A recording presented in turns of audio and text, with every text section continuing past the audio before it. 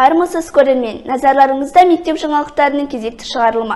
Наурыз мерекеге толай. Көктем келісімен білім ошағымызда бірқатар мерекелер атап өтіліп жатыр. Мәселен, 7 наурыз күні даярлық сыныбында аналар күніне орай ертеңгілік өтті. Ана мен бала арасындағы байланысты нығайту мақсатында өткізілген шарада аналар мен балалар топқа бөлініп, тақпақ айтудан, сурет салудан, сұрақтарға жауап беруден сайысты. Сондай-ақ 8 наурыз халықаралық әйелдер күні қарсаңында мектеп оқушылары ұстаздарға, оқушы қыздарға өнерлерін тарту етті. Ана туралы әсем әуезі әндерін шырқап, нақышына келтіре көркем сөздерін оқылды. Биде биленіп, әзі көріністерде көрсетілді.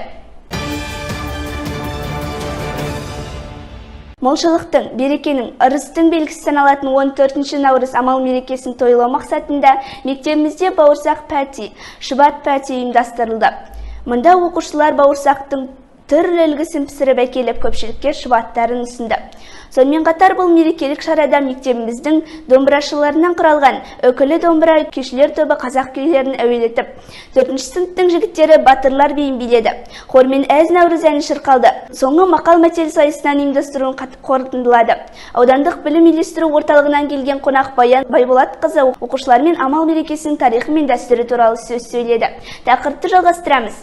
Амал мерекесіне орай асық атудан турнир ұйымдастырылды. Додаға аудан мектептерінің жүйріктері қатысып, мықтылар арасынан мектебіміздің оқушысы Диас Байрамбай бірінші орынды қанжығасына байлады.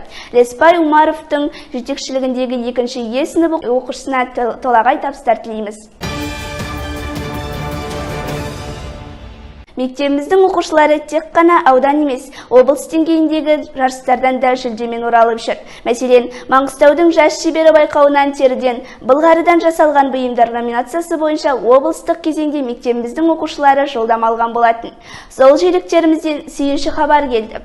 Балжан Тілегенованың жетекшілігіндегі 10-ші сынып оқушысы Нұрбала Жарылға 2-ші орынды иеленсе, Айгерім Хайыпбаева 3-ші орынға ие болды.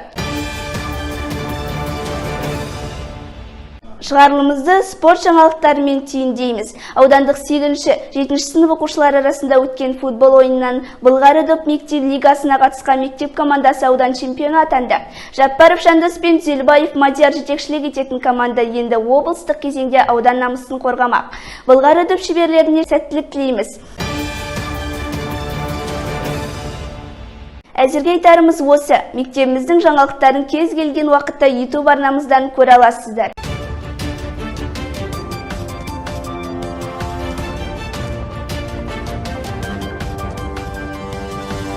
Thank you.